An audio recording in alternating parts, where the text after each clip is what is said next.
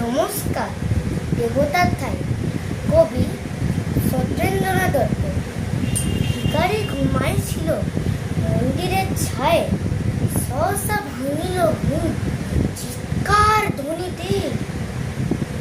জাগিয়া চাহিয়া দেখে পূজারি দাঁড়ায়, গালি পারে ক্রোধে যায় ধাইয়া মারিতে।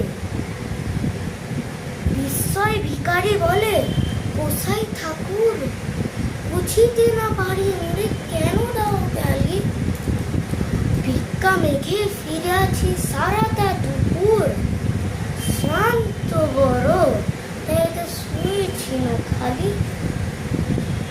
রুশিয়া পূজারি কহে, চুপ বেটা চোর, নিচু জাতি, জানো না এ দেবতার ঠাই?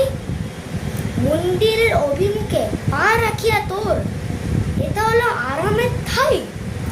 কি বালাই?